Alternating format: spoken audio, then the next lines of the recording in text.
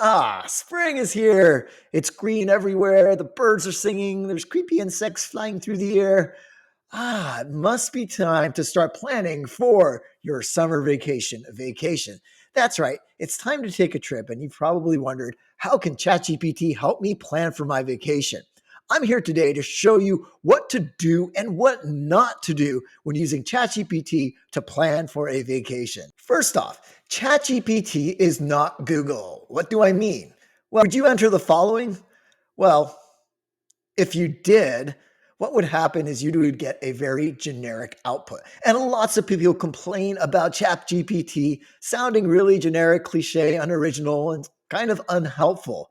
But that's the whole point. You aren't using ChatGPT as a Google search engine. You want to be as descriptive as possible. In other words, imagine walking into a travel agent's office. I know we don't really have those anymore, but think, if you will, in your little imaginary time machine.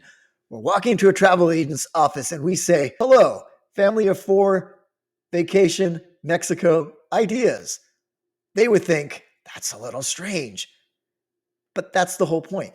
ChatGPT is not Google. It is like your local bygone travel agent, meaning you want to do something like the following. Let's dive in. So notice that here I have what is called the prompt that we put into the box for ChatGPT, and it is pretty long. You'll also notice that I'm not sounding very technical. It's as though I'm talking to a real person in a conversational style, as though I'm talking to a real travel agent. Aha. And so that's the idea here. So you can cough up something that's relevant to you and very specific again. Here we have my hypothetical family, which is actually kind of similar to my own family. And I tell ChatGPT exactly what it is that we like, what we don't like, what we are looking for. And now let's see what it returns when we click on the black button.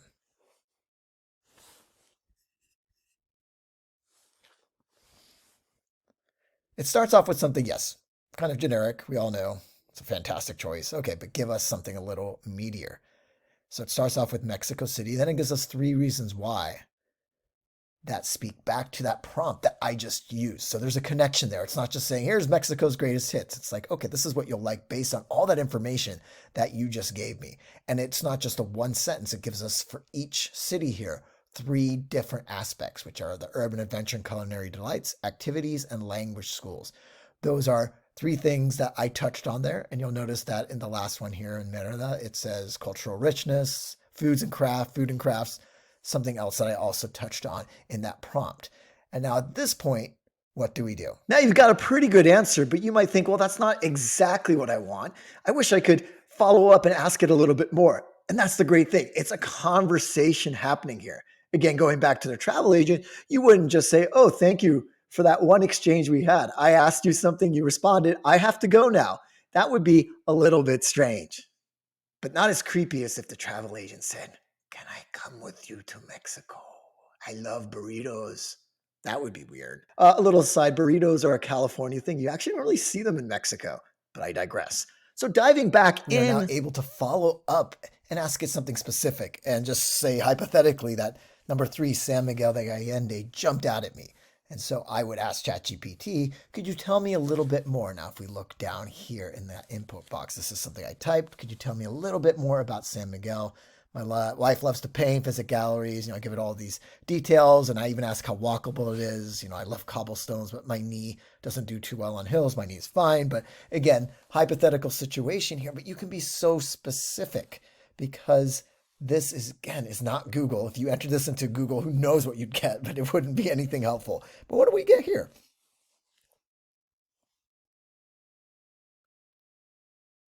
Okay, we got the whole thing with the art lovers. So again, it gets a little generic at times. But now it's diving a little bit deeper into the art and culture. So my wife, my child, they can have a sense of what this looks like. And then the walkability and accessibility. It says the city is built on a hill if you look under terrain, and it says you'll definitely encounter some inclines, so it might not be a good idea. So I was getting all excited, ready to book my trip to San Miguel de Allende. Look there, it's a UNESCO World Heritage Site, but now I'm thinking about my knee. And I think that really speaks to just how specific ChatGPT can be, but also how helpful. Because imagine being stranded on these steep hills with a really bad knee, and maybe my hypothetical wife and child are just digging the galleries, but I can barely make it down and I'm limping, and it's, not the kind of outcome I was hoping for in a vacation.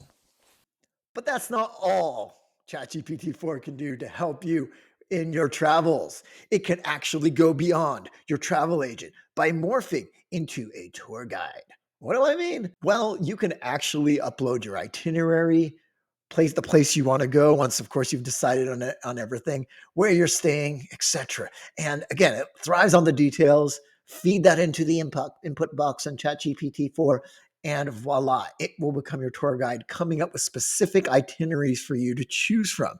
And you can also specify things like, let's have a museum day, or let's have a food adventure day, or let's get deep into the culture. Whatever it might be, it's going to be that tour guide for you. And even better, if you're into learning languages and you want to know just a few phrases, you can ask it to come up with a little word list of phrases and words for that day's activities.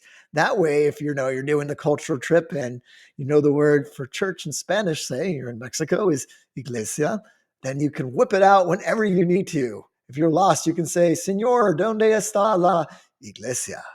Which is great because before you maybe didn't know that word. Now, if you get a little bit out of your element and things go awry and you don't even know where you are and you're totally lost and your Spanish just isn't up for it, well, guess what? You can use the ChatGPT 4 app. And just like that, you can actually click on the headphones there. Can you say in Spanish, I am lost and I am looking for the church? Certainly. In Spanish, you would say, estoy perdido y estoy buscando la iglesia. So just like that, you have a translation, even with that little iglesia. So she got the accent down. I'm sure the locals will appreciate Chatty in whichever voice you have it set at. And there you go. Today, you've learned ways that you can incorporate ChatGPT into your vacation plans by going beyond the generic advice and feeding it all of the important details, relevant details about what you like and what you don't like about your travels to really get a customized recommendation for where to go and turning ChatGPT into a tour guide, what to do once you're there.